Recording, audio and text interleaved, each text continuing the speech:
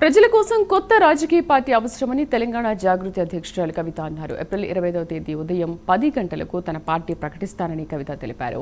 మేడ్చల్లో party ఆవిర్భావ సభ ఏర్పాట్లు చేస్తామని చెప్పారు. నిజామాబాద్లో పుట్టిన ఏ ఆలోచనైనా దేశాన్ని ప్రభావితం చేస్తుందని, నీళ్లు, నిధులు, నియామకాలు పూర్తిగా సాధించుకోలేకపోయామని కవిత అన్నారు. ఏప్రిల్ 25వ తారీఖు నాడు ఉదయం 10 గంటలకు ముహూర్తం ఉన్నది. కాకపోతే పొద్దున్నే 10కే ఉంది ముహూర్తం కాబట్టి మా కార్యకర్తలతో చేసుకుంటా ఉన్నాం.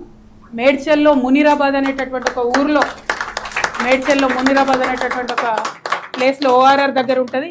చాలా పెద్ద ఫంక్షన్ హాల్ దొరికింది, 20 ఎకరాలు ఉన్నట్టుంది. మా కార్యకర్తల కాడికే ఒక 30-35 వేల మంది పడతారు. మిగతా జనరల్గా పబ్లిక్ మీటింగ్ మళ్ళీ పెట్టుకుంటాం పొద్దున 10కి కాబట్టి మా జాగృతి వాళ్ళు సిస్టమేటిక్ కార్యకర్తలు, ప్రతి గ్రామంలో ఉన్నటువంటి జాగృతి కార్యకర్తలు, ఉద్యమకారులు, ప్రజాస్వామ్యవాదులు, ఈ రాష్ట్రంలో రాజకీయాల్లో మార్పు రావాలనుకునే వాళ్ళందరినీ కూడా మనస్ఫూర్తిగా ఆహ్వానిస్తూ ఉన్నాం. ఏప్రిల్ 25వ తారీఖు, వచ్చే నెల ఏప్రిల్ 25వ తారీఖు నాడు మార్నింగ్ 10 o'clockకి మేము జెండా ఆవిష్కరణ చేసి మా పార్టీ పేరు చెప్తాము. మంచి ముహూర్తం ఉంది. మీ అందరికీ తెలుసు, నేను ముహూర్తాలని బలంగా నమ్ముతా. మరి కాలానుగుణంగా పనులు చేస్తే ప్రజలకు కలిసి వస్తుందని నేను బలంగా నమ్ముతున్నా కాబట్టి ఆ ఉదయం పూట అయినా తీసుకోవడం జరిగింది. అద్వయ కన్వెన్షన్ మునీరాబాద్ మార్నింగ్ 8 కల్లా మన కార్యకర్తలందరూ చేరుకోవాలి.